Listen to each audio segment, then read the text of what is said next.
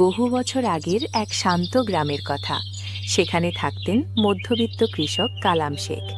প্রথম স্ত্রী রহিমা বিবির মৃত্যুর পর দুই মেয়ে মরিয়ম ও জয়নব ছোটবেলাতেই মায়ের স্নেহ হারায়। সংসারের দায়িত্বে কালাম শেখ দ্বিতীয় বিয়ে করেন, কিন্তু নতুন মা আসমা বিবি ছিলেন নিষ্ঠুর ও নির্দয়। কালাম শেখ কাজের জন্য বাইরে গেলে সেই সুযোগে তিনি দুই বোনের ওপর অত্যাচার করতেন। আজ কয়েকদিন পর কালাম শেখ বাড়ি ফিরছেন, আর আসমা বিবি মেয়েদের ডেকে কড়া ভাষায় শাসাতে লাগলেন। এই তোরা শোন, এদিকে আয়।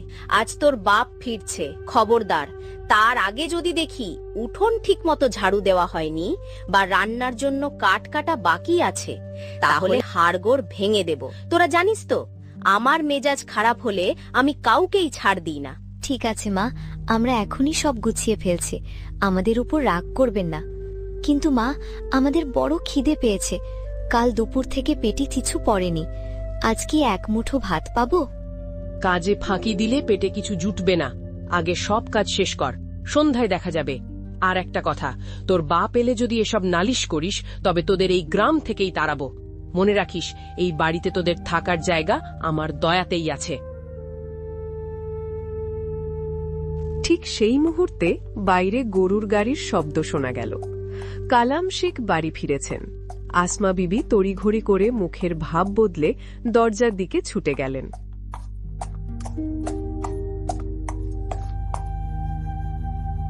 কেমন আছো গিন্নি? ঘরদোর তো খুব পরিষ্কার লাগছে।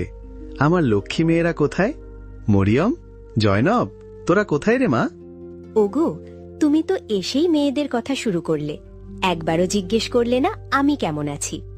এই সংসারে একা খেটে খেটে আমার শরীরটা শেষ হয়ে গেল। তোমার মেয়েরা তো নবাবজাদি, তারা সারাদিন টোটো করে ঘুরে বেড়ায়, আর আমি বাড়ির সব কাজ করি। আমার কপালে কি কোনোদিন একটু শান্তি নেই? আরে না না, রাগ করছো কেন? অনেকদিন পর ওদের দেখতে ইচ্ছে করছে তো তাই ডাকলাম। ওরা কি তবে বাড়িতে নেই? বাড়িতে থাকবে কেন?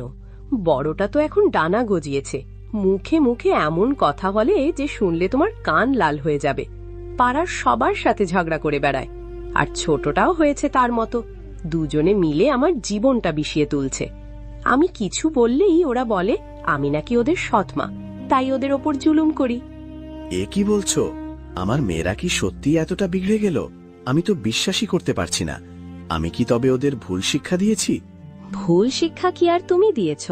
একা পেয়ে ওদের মাথায় সব কুচিন্তা ঢুকেছে। এখন তো শুনছি গ্রামের হাটে গিয়ে মানুষের জিনিসপত্র সরাচ্ছে। চুরির বদনাম যদি একবার হয় তবে আমার মুখ দেখানোর জায়গা থাকবে না। আমি কত কষ্টে ওদের আগলে রাখছি তা শুধু আমিই জানি।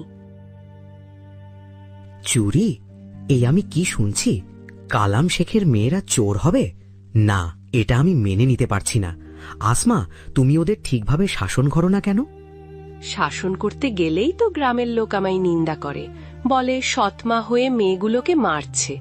আমার হাত পা বাঁধা গো, তুমিই এখন যা করার করো, নইলে একদিন আমাদের গলায় দড়ি দিতে হবে। ব্যাস, আর কিছু বলতে হবে না। আজ আসুক ওরা, আমি এর একটা বিহিত করেই ছাড়ব। ওদের এত আশকারা দেওয়া ঠিক হয়নি। গ্রামের শেষ মাথায় একটা ধানি জমিতে মরিয়ম আর জয়নব তখন ঘাস কাটছিল। বড় বোন মরিয়ম ছোট বোনকে সান্ত্বনা দিচ্ছিল। জয়নব, আকাশ কালো হয়ে আসছে, চল বাড়ি ফিরি। আব্বা এতক্ষণে বাড়িতে পৌঁছে গেছেন নিশ্চয়ই। দেখিস, আজ আমাদের জন্য তিনি শহর থেকে ভালো কিছু আনবেন। বুবু, আমার খুব ভয় লাগছে। মা কি আব্বাকে আমাদের নামে উল্টোপাল্টা কিছু বলেছে? আব্বাও কি আমাদের উপর রাগ করবেন? না রে পাগলি, মা হয়তো কড়া কথা বলেন, কিন্তু আব্বা তো আমাদের খুব আপন। তিনি আমাদের খুব ভালোবাসেন। দেখবি, আজ সব ঠিক হয়ে যাবে। কিন্তু বুবু, আমি শুনেছি মা ছাড়া এই পৃথিবীতে কেউ আপন হয় না। মা চলে গেলে বাবাও নাকি বদলে যায়। তুই ছোট তো, তাই এমন ভাবছিস। চল, আব্বার কাছে গেলেই সব ভয় কেটে যাবে। মরিয়ম জয়নবকে সাহস দিলেও মনে মনে সে নিজেও খুব চিন্তিত ছিল। তারা যখন বাড়ি পৌঁছালো, দেখল কালাম শেখ উঠোনে রাগী মুখে বসে আছেন। তাদের দেখেই তিনি গর্জে উঠলেন। কোথায় ছিলি তোরা এতক্ষণ? আমি বাড়িতে এসেছি আর তোরা বাইরে ঘুরে বেড়াচ্ছিস। কোনো আদব কায়দা কি তোদের নেই? তোদের নামে যা শুনছি তাতে আমার লজ্জায় মরে যেতে ইচ্ছে করছে। আব্বাজান, আমরা তো বাইরে খেলতে যাইনি। মা আমাদের বলেছিলেন ঘাস কেটে আনতে, তাই আমরা দূরে গিয়েছিলাম। মিথ্যে কথা বলবি না। তোর মা তো বলল সে নিজেই সব কাজ করে, আর তোরা অবাধ্য হয়ে বাইরে বাইরে ঘুরে বেড়াস। তোদের এই অবাধ্যতা আর চুরির স্বভাব আমি একদমই মেনে নেব না। দেখলে তো আমার সামনেই কিভাবেই মিথ্যে কথা বলছে। এটাই ওদের আসল রূপ। মা, আপনি এমন কেন বলছেন? আমরা তো আপনার কথা মতোই সব করেছি। আব্বাজান, বিশ্বাস করুন, আমরা কোনো ভুল কাজ করিনি। চুপ কর, তোদের কথা আর শুনতে চাই না। তোদের শাস্তি পেতেই হবে। আজ রাতে তোরা ঘরের ভেতরে আসবি না, বাইরে বারান্দায় থাকবি। আর কাল সকালে তোদের সাথে নিয়ে আমি একটু বাইরে বেরোবো, তোদের ছোট খালার বাড়ি দিয়ে আসবো, সেখানেই তোরা থাকবি। ঠিক আছে আব্বাজান, আপনি যা বলবেন আমরা তাই করব। দুই বোন ভাবল ছোট খালার বাড়ি গেলে হয়তো তাদের কষ্ট একটু কমবে, কিন্তু তারা জানতো না কালাম শেখের মনে কি চলছে। অন্ধকার রাতে খিদের জ্বালায় তারা একে অপরকে জড়িয়ে শুয়ে রইল। আর আসমা বিবি মনে মনে হাসছিল, কারণ সে কালাম শেখের মন থেকে মেয়েদের প্রতি ভালোবাসা কমাতে পেরেছে। আমার মনে হচ্ছে ওনার সন্দেহ হয়েছে। উনি কি আসলেই মেয়েদের খালার বাড়ি রেখে আসবে, নাকি আমার মন রাখার জন্য নাটক করছে? সকাল হওয়ার আগে আমাকে একটা পাকা বুদ্ধি বের করতেই হবে। ওই আপদগুলো যেন আর এই বাড়িতে ফিরে না আসে। সারা রাত দুশ্চিন্তা করার কারণে ভোরের দিকে আসমা বিবির চোখ লেগে এলো। গভীর ঘুমে সে এতটাই আচ্ছন্ন হয়ে পড়ল যে কখন সকাল হলো আর কখন কালাম শেখ মেয়েদের নিয়ে ঘর থেকে বের হওয়ার প্রস্তুতি নিল সে টেরও পেল না। এদিকে সূর্য ওঠার আগেই মরিয়ম আর জয়নব তৈরি হয়ে বাবার কাছে এসে দাঁড়ালো। আব্বাজান, আমরা দুজনেই তৈরি। খালার বাড়ি যাওয়ার জন্য আমাদের আর তর সইছে না। আমরা কি মাকে ডেকে বলে আসব যে আমরা যাচ্ছি? না না, একদম না। তোমাদের মা এখন গভীর ঘুমে আছে, তাকে জাগানো ঠিক হবে না, শরীর খারাপ হতে পারে। শোনো, আমি শহর থেকে তোমাদের জন্য নতুন কিছু কাপড় এনেছি, সেগুলো সঙ্গে নিয়ে নাও। খালার বাড়িতে কয়েকদিন থাকবে, কাজে লাগবে। ঠিক আছে আব্বাজান, আপনি যা বলবেন। সত্যি আব্বাজান, আপনি কত ভালো। চলুন, দেরি হয়ে গেলে আমরা আর পৌঁছতে পারবো না। আপনিও তো আমাদের সাথে থাকবেন, তাই না? হ্যাঁ রে মা, আমিও থাকবো। চল, এখন অনেক কথা হলো, এবার রওনা দেওয়া যাক। এই বলে কালাম শেখ তার দুই মেয়েকে নিয়ে গ্রামের পথ ধরে হাঁটতে শুরু করলেন। মেয়েদের মনে আনন্দ, কিন্তু বাবার মনে কি চলছে তা শুধু তিনিই জানেন। হাঁটতে হাঁটতে তারা গ্রামের বাড়িঘর পেরিয়ে অনেক দূরে চলে এলো। একসময় তারা এক ঘন জঙ্গলের পথে এসে দাঁড়ালো। চারদিকে শুধু গাছ আর গাছ, কোনো মানুষের চিহ্ন নেই। মরিয়ম চিন্তিত হয়ে বাবাকে জিজ্ঞেস করল, আব্বাজান, আমরা কোন দিকে যাচ্ছি? এদিকে তো খালার বাড়ি হওয়ার কথা নয়। আমরা তো বাড়ি থেকে অনেক দূরে এই গহীন জঙ্গলে চলে এসেছি। আমার খুব ভয় করছে আব্বা। আসলে আমরা যাচ্ছিটা কোথায়? আরে বোকা মেয়ে, তোর বাবা যখন সাথে আছে তখন ভয়ের কি আছে? আমি পথ চিনি, তবে আমি হাঁটতে হাঁটতে খুব ক্লান্ত হয়ে গেছি। তোরা এক কাজ কর, ওই যে দেখ সামনে কত বড় বড় বুনো বড়ইয়ের ঝোপ, আমি এই গাছের নিচে একটু জিরিয়ে নি। তোরা দুজন আমার জন্য ওই ঝোপ থেকে বড়ই কুড়িয়ে আন। যতক্ষণ না আমি নিজের নাম ধরে ডাকি, তোরা বড়ই কুড়াতে থাকবি, ঠিক আছে? কিন্তু আব্বাজান, বেলা ডুবে আসছে, সন্ধ্যা হতে আর বেশি বাকি নেই। যদি আমরা এখানে আর কিছুক্ষণ থাকি তবে তো রাত হয়ে যাবে। আমরা এই জঙ্গলে পথ হারিয়ে ফেলবো আব্বা। আমি আছি তো, তোদের কোনো ভয় নেই। যা বললাম তাই কর। বাবার আদেশে দুই বোন বড়ই কুড়াতে ঝোপের দিকে এগিয়ে গেল। জয়নবের মনে খটকা লাগছিল, কিন্তু বাবার কথার ওপর ভরসা করে সে চুপ থাকল। মেয়েরা চোখের আড়াল হতেই কালাম শেখ নিজের হাতের লাঠিটা শক্ত মাটিতে পুঁতে দিলেন এবং নিজের মাথার পাগড়িটা খুলে সেই লাঠির ওপর পরিয়ে দিলেন। দূর থেকে দেখলে মনে হবে কেউ দাঁড়িয়ে আছে। তারপর তিনি এদিক ওদিক তাকাতে লাগলেন। হঠাৎ গাছের ডালে একটা বড় বানর দেখতে পেলেন। বাহ, দারুণ সুযোগ! এই বানরটাকেই কাজে লাগাতে হবে। বানরের প্রিয় খাবার কলা, ওটা দিলেই কাজ হবে।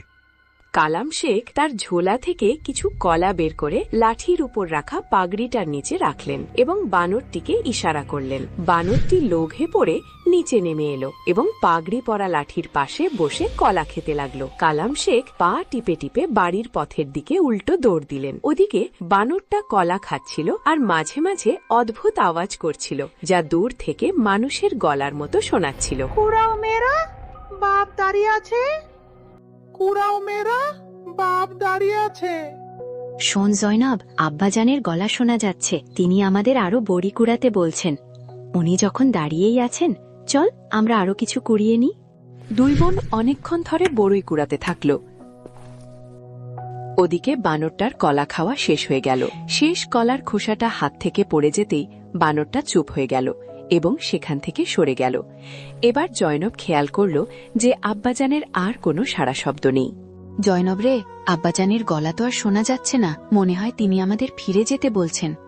চল এবার আব্বাজানের কাছে যাই, বড্ড দেরি হয়ে গেছে। হ্যাঁ বুবু, চল। এখন তো রাত হয়ে আসছে, ঝিঁঝি পোকা ডাকছে, আমার খুব ভয় করছে। দুই বোন আঁচল ভর্তি বড়ই নিয়ে দৌড়ে সেই গাছের নিচে ফিরে এলো, কিন্তু সেখানে গিয়ে তারা যা দেখল তাতে তাদের পায়ের তলার মাটি সরে গেল। তারা দেখল বাবার লাঠির ওপর শুধু পাগড়িটা ঝোলানো, আর পাশে একটা বানর বসে আছে। তাদের বাবা সেখানে নেই। বানরটিকে দেখে তারা বুঝতে পারল এতক্ষণ এই প্রাণীটি শব্দ করছিল।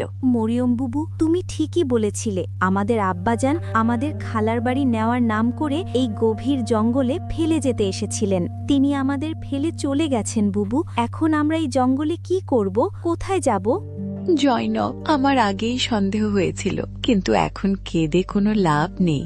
কান্না দিয়ে তো আর আমরা এই জঙ্গল থেকে বেরোতে পারবো না।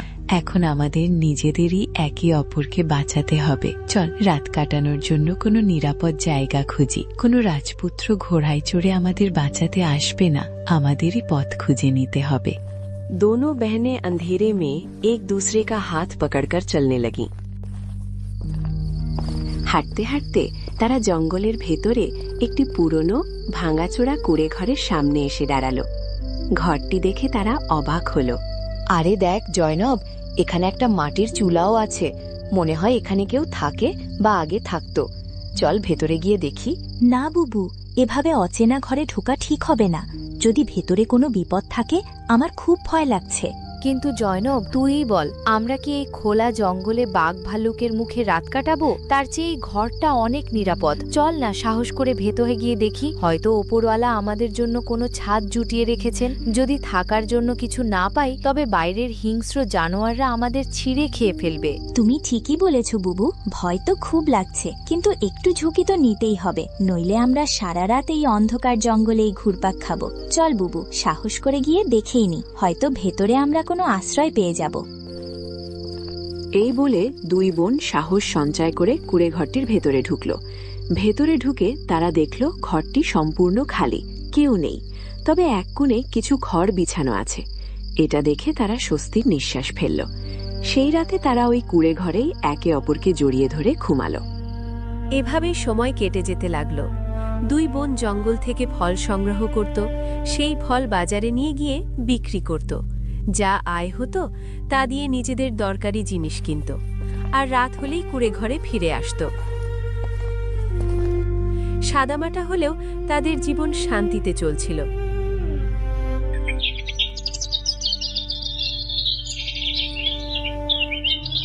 দেখতে দেখতে কয়েক বছর কেটে গেল। এখন দুই বোনই বড় হয়েছে, আর এত সুন্দরী হয়েছে যে কেউ দেখলে তাকিয়ে থাকত। একদিন সকালে বাইরে বের হওয়ার সময় জয়নব মরিয়মকে বলছিল,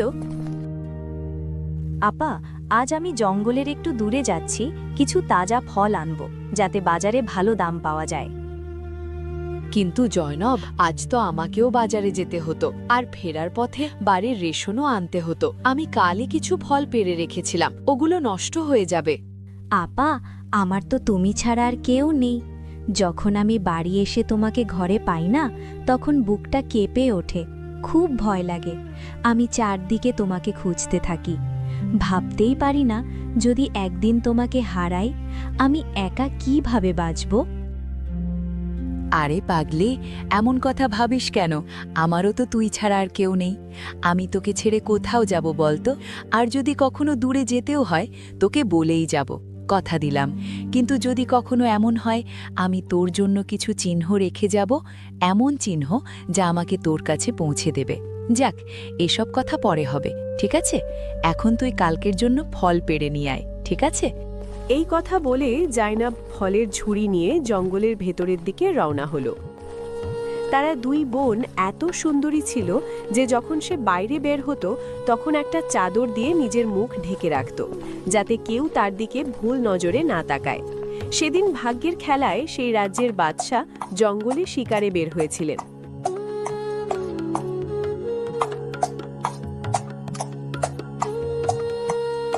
সকাল থেকে সন্ধে পর্যন্ত তিনি শিকারের খোঁজে জঙ্গল ঘুরে বেড়াচ্ছিলেন। হঠাৎ করেই তার চোখে পড়ে গেল একটি খরগোশের ওপর। উজির সাহেব, সকাল থেকে শিকারের পেছনে ঘুরছি, খিদে তো প্রাণ বেরিয়ে যাচ্ছে। এই শিকার হাতছাড়া হওয়া চলবে না, আমি আপনাকে বলে রাখছি। জি জি হুজুর, নিশ্চিন্ত থাকুন, আমি আজ এই খরগোশ শিকার করেই ছাড়ব, আপনি শুধু দেখতে থাকুন। এই বলে উজির তীর চালাতে শুরু করলেন, আর অনেকবার চেষ্টার পর অবশেষে একটা তীর গিয়ে খরগোশের গায়ে লাগলো। বাহ উজির সাহেব, বাহ, আপনি তো সত্যিই কামাল করে দিলেন। শেষমেশ এই খরগোশ শিকার করেই ফেললেন। এখন জলদি যান, এটা তুলে আনুন আর রান্নার ব্যবস্থা করুন, যত তাড়াতাড়ি সম্ভব। আমি এখানেই এই গাছের নিচে আপনার অপেক্ষা করছি। জি জি হুজুর, যা আপনার আদেশ, আমি এক্ষুনি রান্নার ব্যবস্থা করছি।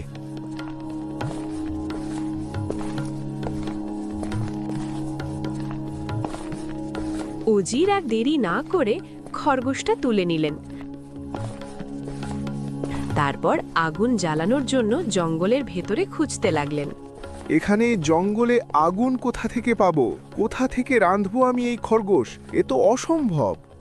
তখনই উজির দেখলেন যে এক কুঁড়ে ঘরের বাঁশ থেকে ধোঁয়া বেরোচ্ছে। তিনি কাছে গিয়ে দেখলেন এক সুন্দরী তরুণী সেখানে একা বসে রান্না করছে। আরে, এত সুন্দরী মেয়ে আর জঙ্গলে, মনে হচ্ছে রান্না করছে। চলো, খরগোশটাও এখানেই রেঁধে নি। কিন্তু এই মেয়ে জঙ্গলে এখানে একা কি করছে? ও কি এখানেই থাকে? চলো গিয়ে ওকেই জিজ্ঞেস করি।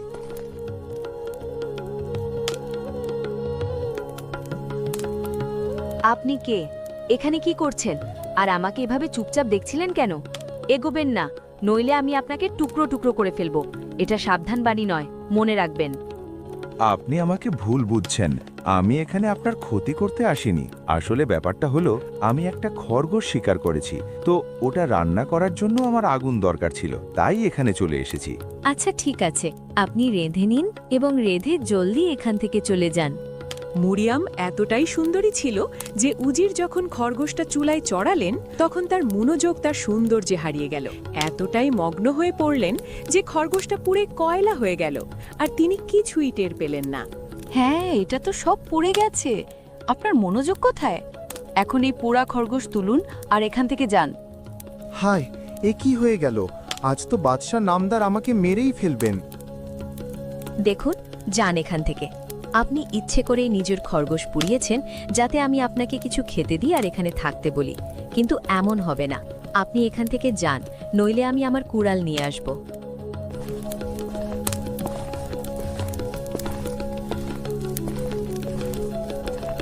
ওদিকে বাদশাও খরগোশের অপেক্ষায় ছিলেন। উজিরকে ফিরতে দেখে তিনি বললেন, উজির সাহেব, একটা খরগোশ রান্না করতে এত দেরি হলো কেন? আমার খুব খিদে পেয়েছে। খরগোশ কোথায়?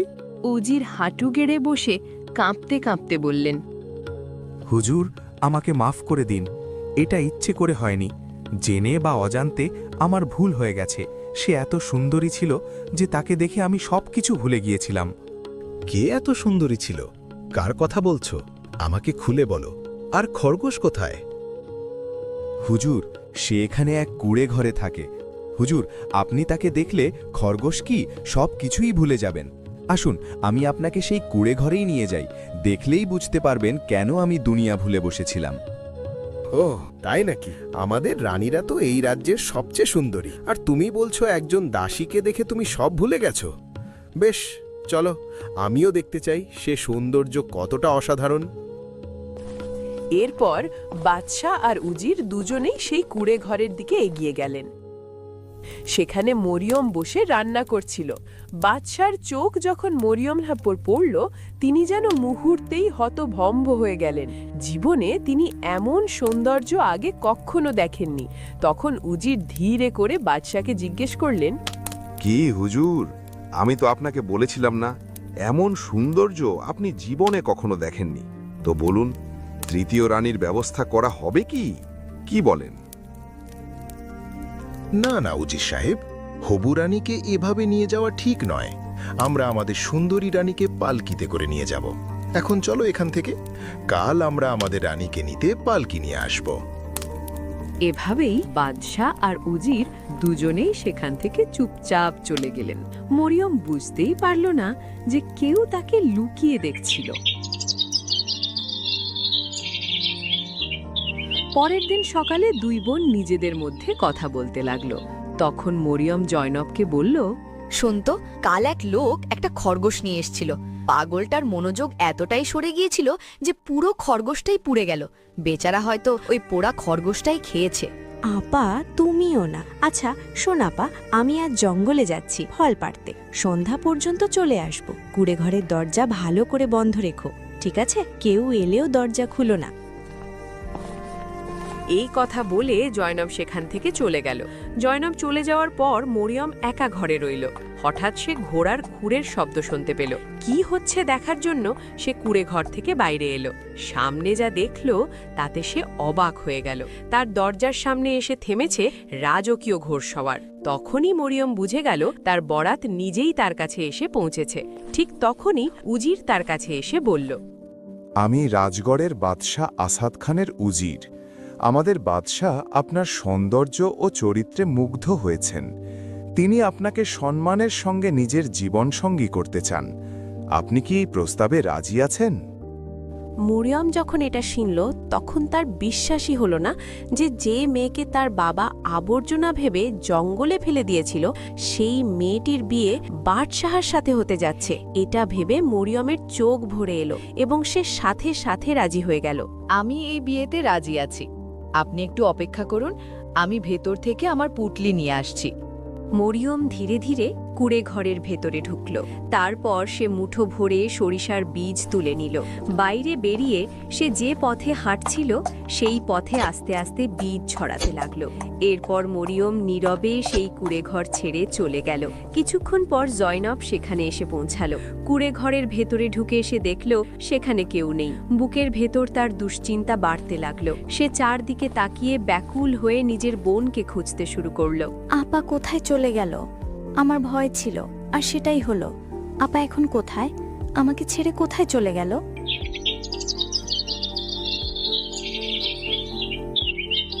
এভাবে মরিয়ম চলে যাওয়ার পর দুদিন কেটে গেল। মহলের জাঁকজমকের ভেতরে সে নিজের বোনের কথা ভুলতে লাগলো। আর অন্যদিকে দুদিন ধরে জয়নব তার বোনের অপেক্ষায় থাকলো। রাতে জোরে বৃষ্টি হল।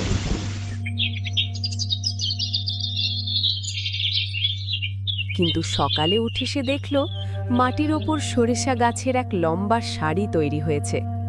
তা দেখে সে বুঝে গেল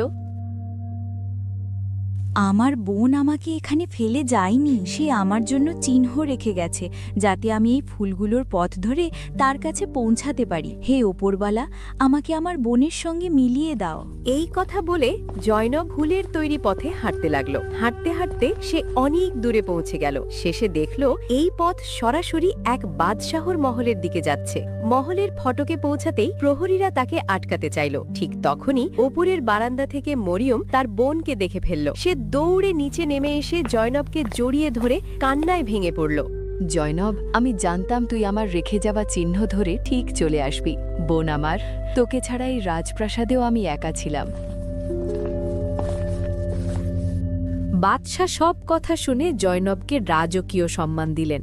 তার বুদ্ধি আর সাহসে খুশি হয়ে উজির তাকে বিয়ের প্রস্তাব দিলেন। ধুমধাম করে তাদের বিয়ে হলো। যে দুই বোন একসময় জঙ্গলে কষ্টে দিন কাটাতো, আজ তারা রাজ্যের রানী ও উজির পত্নী। কিন্তু অন্যদিকে সৎ মা আর কালাম শেখ তাদের খারাপ কাজের ফল পেল। দুই মেয়েকে জঙ্গলে ফেলে আসার পর থেকে তাদের জীবনে শুধু দুঃখ আর অভাব নেমে এলো। ব্যবসা নষ্ট হলো, মানুষও তাদের এড়িয়ে চলল। শেষে তারা ভিক্ষা করতে বাধ্য হলো। একদিন তারা শুনল এই রাজ্যের রানী খুব দয়ালু, তাই ছেঁড়া কাপড় পরে তারা রাজপ্রাসাদের সামনে এলো। তখন মরিয়ম আর জয়নব গরিবদের দান করছিল। হঠাৎ ভিড়ের মধ্যে দাঁড়িয়ে থাকা দুই বৃদ্ধকে দেখে মরিয়ম থমকে গেল। তাদের মুখ তার খুব চেনা লাগল। সে জয়নবকে ইশারা করে বলল, জয়নব, দেখ তো ওদের চিনতে পারিস কিনা। জয়নব কাছে গিয়ে চমকে উঠল। এ তো তাদের সেই বাবা আর সৎমা। জয়নব মরিয়মকে বলল, আপা, এরা তো আমাদের সেই বাবা আর সৎ মা যারা আমাদের আবর্জনা মনে করে জঙ্গলে ফেলে এসেছিল। মরিয়ম তখন প্রহরীদের দিয়ে তাদের ভেতরে ডাকল। কালাম শেখ আর সৎমা ভয়ে কাঁপছিল। তারা রানীকে চিনতে পারেনি। মরিয়ম সিংহাসন থেকে নেমে বলল, হে পথিক, তোমরা কি তোমাদের ফেলে আসা অতীতকে চিনতে পারছো? একটু ভালো করে তাকাও। আমরা সেই দুই মেয়ে যাদের তোমরা একদিন জঙ্গলে হিংস্র পশুর মুখে ফেলে গিয়েছিলে। কালাম শেখ মাথা তুলে ভালো করে তাকালো এবং লজ্জায় তার মাথা নিচু হয়ে গেল। সৎমা ভয়ে মাটিতে বসে পড়ল।